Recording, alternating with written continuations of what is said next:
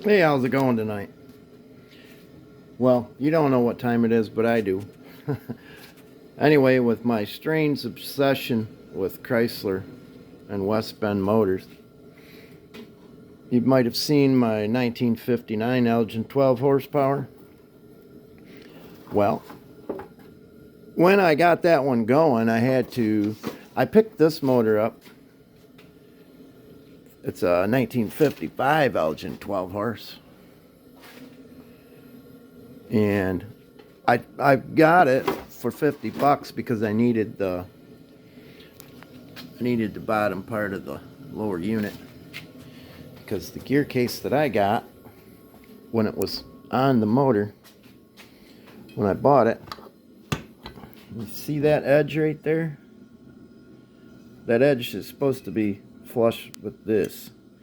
So in other words, when I bought the motor, this part of the lower unit was hooked to this, the midsection portion, but it wasn't the right one. There was no way to seal it. Some people call them O-rings, some people call them rope seal, but we know it as a spaghetti seal a lot of times. It's hard to see in the camera, but that's actually showing. See it? Someone tried putting the wrong gear case on here. Now everything was working, but you just couldn't seal it. It would be full of water all the time, and all the gear case lubricant would be leaking out all over the place.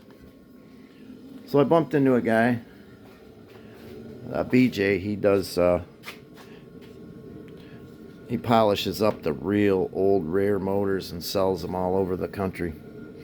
But anyway, he's my neighbor, and he's got outboard graveyard that you wouldn't believe. There's probably 1,000 motors there, just laying out in the grass everywhere underneath little lean-tos, and some of them are kind of covered and some of them aren't. Well, this one was sitting right out in the open, and at first it was stuck, and I got it unstuck, and I always use stable fogging oil. I swear by it. When you spray it in there, you can see it bubbling and boiling, and it works like nothing else I've ever tried. But get some light on it.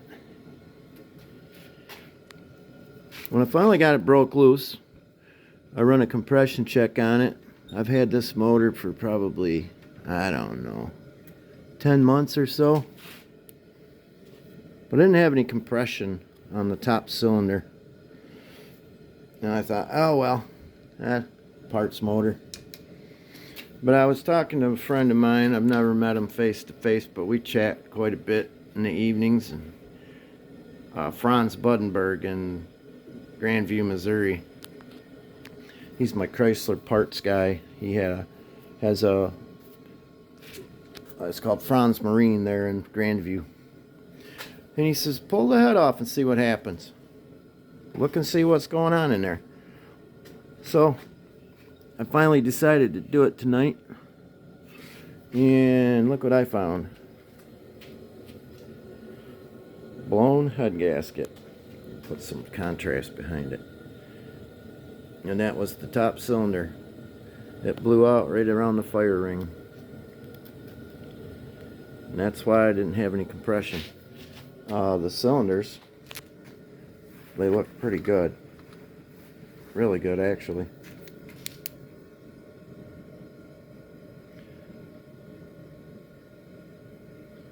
There's hardly any scoring at all.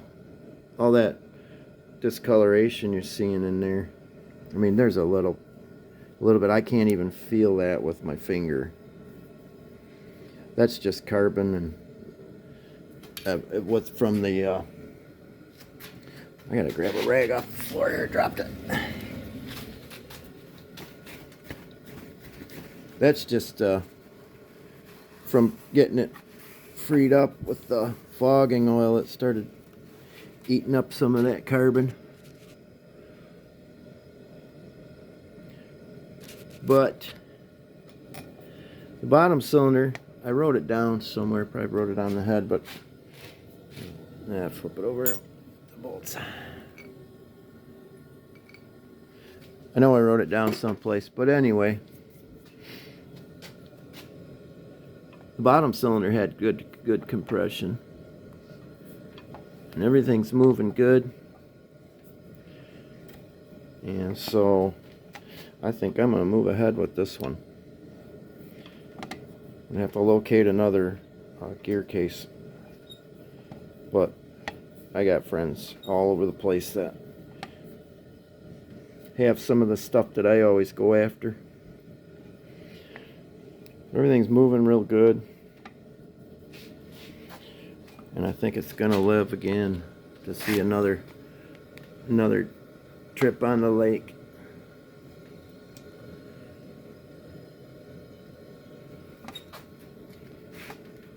So if you ever get a motor loses compression, don't assume that it's trash. It could be a $20 head gasket. I was so happy to see that blown out. I hurried up and sent it right away. I sent a video to Franz. Alright, 1951 Elgin, 12 horsepower. This flywheel, if you look at this motor sitting right next to it, that's a little 6-horse Chrysler. You see anything familiar with flywheel?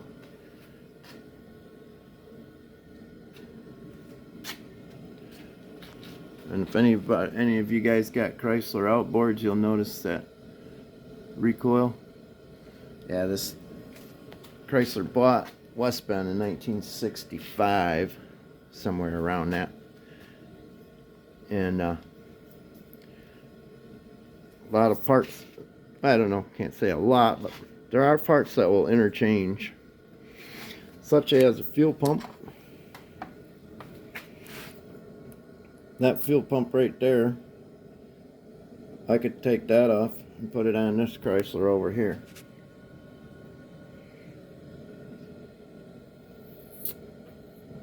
Oh, where'd it go? There it is. This is kind of cool. It's got a little bit confluated throttle mechanism. Spark advance, but it's pretty cool. I love the 12 that I got, the 59. I have such a good time with that motor, it's unreal. Keep watching, we'll see how this one works out. We get the parts I need, start getting them ordered, and get ready to go. One other thing you'll find with these, the twist grip likes to seize up, but there's a roll pin in here. You drive that out and you get this off, and you take some 600 emery cloth or whatever you want to use on it. I wouldn't go with any 80 grit or anything, but just get it smoothed off, clean all the old hard grease, wash it all off with some solvent, but don't use anything too bad, too strong on this plastic part. But you can get that working again, and that drives all these cables. Oh, there's a funny little thing. Somebody couldn't find the right coils. I have a hard time getting that off. There's OMC coils on there. I don't have any place to set this darn camera. Hang on one second. Keep an eye on the pistons for me for a second. I'm going to pull that flywheel off and show you. Somebody went to great lengths to get this baby going again. These are Proofrex. You guys work on OMC. These are German-made Proofrex coils. They pulled the Wyco coils off. You bend this tab and they pulled the coils off and put some OMC coils on it. And it's got the old style Wyco points. You see those on different motors, like I've seen them on Scott Atwater and I've seen them on Martin. I got a box full of these, so we're all good with the points. But alright, stop back and we'll see if we get this one going. Thanks for watching.